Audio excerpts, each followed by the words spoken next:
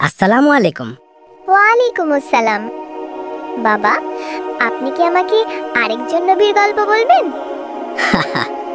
আমি আনন্দিত যে তুমি নবীদের গল্প শুনতে ভালোবাসো আমার বেটা। হ্যাঁ বাবা, আমি শুনতে ভালোবাসি। আজ আপনি আমাকে কোন গল্প শোনাবেন? ইনশাল্লাহ আমি তোমাকে পৃথিবীতে পাঠানো শেষ নবীর গল্প বলা শুরু করব। নবী মুহাম্মদ সাল্লাল্লাহু আলাইহি ওয়াসাল্লামের গল্প। মাশাআল্লাহ, এটা তো দারুণ। এখন মন দিয়ে শুনো। বিসমিল্লাহ। মুহাম্মদ সাল্লাল্লাহু আলাইহি ওয়াসাল্লাম আরবের মক্কায় 12 রবিউল আওয়াল জন্মগ্রহণ করেন। তার মা আমিনা জহরা গোত্রের ওয়াহাব ইবনে আব্দ মানাফের কন্যা ছিলেন। তার পিতা আব্দুল্লাহ ছিলেন আব্দুল মুত্তালিবের পুত্র। তার পূর্বপুরুষদের সন্ধান নবী ইব্রাহিম আলাইহি ওয়াসাল্লামের পুত্র ইসমাইলের মহান বংশে পাওয়া যায়। নবীর পিতা তার জন্মের আগেই মারা যান এবং তার মা 6 বছর বয়স পর্যন্ত তার দেখাশোনা করেন। যখন তার বয়স 6 বছর হয় তখন তার মাও মারা যান। তার দাদা আব্দুল মুত্তালিব এই এতিম শিশুটির যত্ন নেন, কিন্তু সেই বৃদ্ধ প্রধান পরবর্তী 2 বছরের মধ্যে মারা যান এবং মৃত্যুর আগে তিনি ছোট শিশুটিকে তার চাচা আবু তালিবের দায়িত্বে দিয়ে যান। নবী মুহাম্মদ সাল্লাল্লাহু আলাইহি ওয়াসাল্লাম একজন বাধ্য ছেলে হিসেবে বড় হয়েছিলেন। যখন তার বয়স 12 বছর তিনি তার চাচা আবু তালিবের সাথে বুসরার যাত্রায় সঙ্গী হন। তারা মরুভূমিতে অনেক মাস ধরে ভ্রমণ করেছিলেন। তার চাচা তাকে সেই সন্ন্যাসীর সাথে পরিচয় করিয়ে দেন। বাহিরা খুব মুগ্ধ হয়েছিলেন। এরপর তিনি আবু তালিবকে বলেন, এই বালককে নিয়ে ফিরে যাও এবং তাকে ইহুদিদের ঘৃণা থেকে রক্ষা করো। তোমার ভাইপোর জন্য একটি মহান ভবিষ্যৎ অপেক্ষা করছে। সন্ন্যাসী কি বলতে চেয়েছেন তা আবু তালিব ঠিক বুঝতে পারেননি। তার ভাইপো তো একজন সাধারণ শিশু ছিল। তিনি বাহিরাকে ধন্যবাদ জানিয়ে মক্কায় ফিরে আসেন। এই যাত্রার পর এই তরুণ নবীর জীবনে দীর্ঘদিন ধরে বিশেষ কিছু ঘটেনি, কিন্তু সকল ঐতিহাসিক একমত যে তার মধ্যে অসাধারণ প্রজ্ঞা, আচার আচরণ এবং নৈতিকতা ছিল যা মক্কার মানুষের মধ্যে বিরল ছিল। তার ভালো চরিত্র এবং প্রজ্ঞার জন্য সবাই তাকে পছন্দ করত এবং তিনি আল আমিন উপাধি পেয়েছিলেন, যার অর্থ বিশ্বস্ত। অন্য সব শিশুর মতোই তাকে তার পরিবারের কাজ করতে হতো। তার চাচা তার বেশিরভাগ সম্পদ হারিয়ে ফেলেছিলেন এবং নবী তার ভেড়ার পাল দেখাশোনা করে তাকে সাহায্য করতেন। নবী মুহাম্মদ সাল্লাল্লাহু আলাইহি ওয়াসাল্লাম বেশিরভাগ সময় একাকী জীবনযাপন করতেন। মক্কার মানুষের মধ্যে হঠাৎ করে রক্তক্ষয়ী ঝগড়া দেখলে তিনি দুঃখ পেতেন। মানুষ আইন মানত না। অন্য মানুষের দুর্দশা দেখে নবীর হৃদয় ব্যথিত হতো এবং সেই সময় মক্কায় এই ধরনের দৃশ্য প্রতিদিনের ঘটনা ছিল।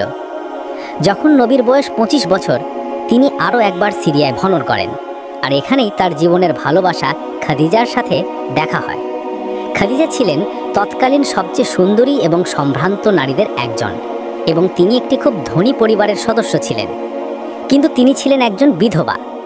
বিধবা হওয়া সত্ত্বেও সমাজের অনেক ধনী এবং প্রভাবশালী ব্যক্তিরা তাকে বিয়ে করার প্রস্তাব দিয়েছিল, কিন্তু তিনি তাদের সবাইকে প্রত্যাখ্যান করেন কারণ তিনি আবার বিয়ে করার ইচ্ছা হারিয়ে ফেলেছিলেন যতদিন না নবী মুহাম্মদ সাল্লাল্লাহু আলাইহি ওয়াসাল্লাম তার জীবনে প্রবেশ করেন। খাদিজা এমন একজন সৎ ব্যক্তির সন্ধান করছিলেন যিনি তার জন্য ব্যবসা পরিচালনা করতে পারেন। তখনই তার নবীর সাথে পরিচয় হয়।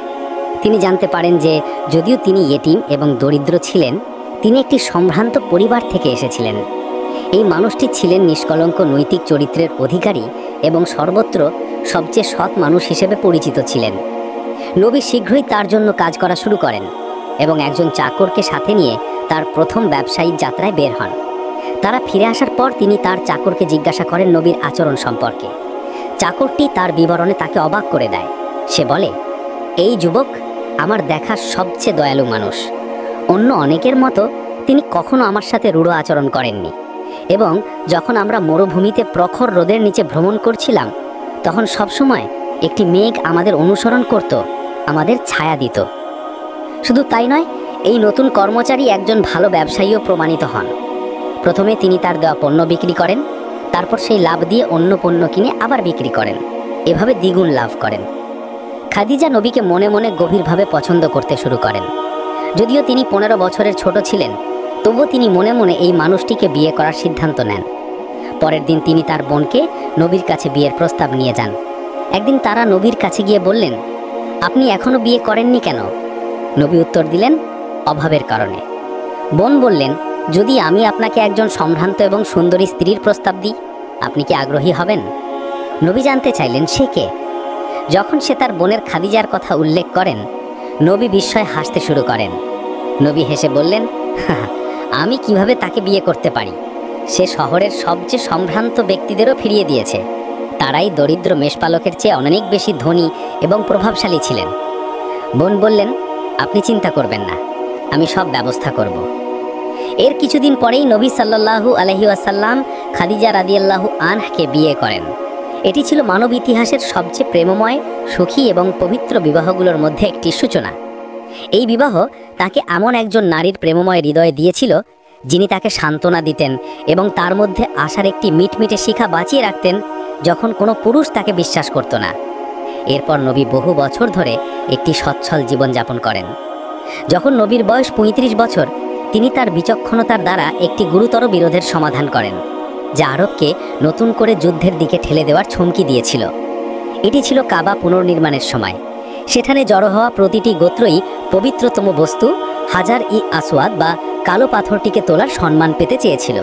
প্রতিটি গোত্রের নেতা এবং পুরুষেরা এই সম্মান দাবি করার জন্য নিজেদের মধ্যে লড়াই করছিল। তখন একজন বৃদ্ধ নাগরিক হস্তক্ষেপ করেন এবং লোকেদের বলেন, ওই দরজা দিয়ে প্রথম যে ব্যক্তি প্রবেশ করবে, তোমরা তার কথা শুনবে। লোকেরা রাজি হয়ে যায় এবং অধীর আগ্রহে দরজার দিকে তাকিয়ে অপেক্ষা করতে থাকে। দরজা দিয়ে প্রথম প্রবেশকারী ব্যক্তি আর কেউ নন, তিনি ছিলেন নবী মুহাম্মদ সাল্লাল্লাহু আলাইহি ওয়াসাল্লাম, আল আমিন। বিভিন্ন গোত্র তার পরামর্শ চায় এবং তাদের কথা শেষ হলে নবী আদেশ দেন, পাথরটিকে একটি কাপড়ের ওপর রাখো। প্রতিটি গোত্র কাপড়ের একটি অংশ ধরে পাথরটি তোলার সম্মান পাবে। লোকেরা খুশি মনে এই প্রস্তাবে রাজি হয়ে যায়। এইভাবেই পাথরটি স্থাপিত হয় এবং ঘরের পুনর্নির্মাণ কোনো বাধা ছাড়াই সম্পন্ন হয়। এই সময় উসমান ইবনে হুয়াইরিস মক্কায় আসে।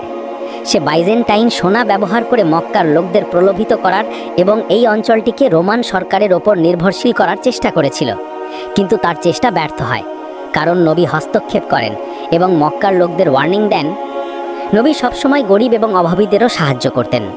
বলা হয় যে যখন তার চাচা আবু তালিবের খারাপ সময় আসে, তখন নবী তার ব্যক্তিগত সম্পদ ব্যবহার করে তার সমস্ত ঋণ পরিশোধ করে দেন। নবী তার চাচার ছেলে আলীর শিক্ষার দায়িত্ব নেন এবং তাকে লালন পালন করেন। 1 বছর পর তিনি আরেক চাচাতো ভাই আকিলকে দত্তক নেন। মাশাআল্লাহ, কি চমৎকার একটা গল্প ছিল। আমি খুশি যে তোমার এটা ভালো লেগেছে আমির। বাবা, নবী কখন আল্লাহর ডাক পেয়েছিলেন? ওটা তো কালকের গল্প আমার বেটা। আমি খুব উত্তেজিত। ঠিক আছে, এখন তুমি কি প্রশ্নগুলোর জন্য প্রস্তুত?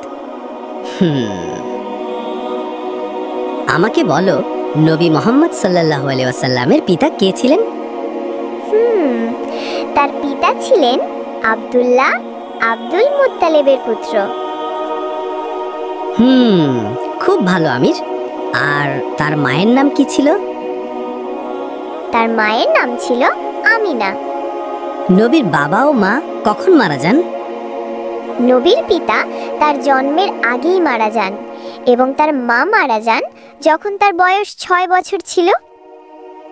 মাশাআল্লাহ, দারুণ বলেছ। এখন বলো, কে নবীর দেখাশোনা করেছিলেন? প্রথমে তার দাদা তার দেখাশোনা করেন এবং পরে তার চাচা আবু তালিব তার দেখাশোনা করেন। মক্কার লোকেরা নবীকে আল আমিন বলে ডাকতো কেন? সেই সময় মক্কার বেশিরভাগ মানুষের থেকে ভিন্ন নবী ছিলেন সৎ চরিত্রের এবং খুব সম্মানিত। এই জন্যই লোকেরা তাকে আল আমিন বলে ডাকত। চমৎকার আমির, খুব ভালো বলেছ। ইনশাল্লাহ আমি তোমাকে বাকি গল্পটা কাল শোনাবো। শুভরাত্রি আমার বেটা। শুভরাত্রি বাবা।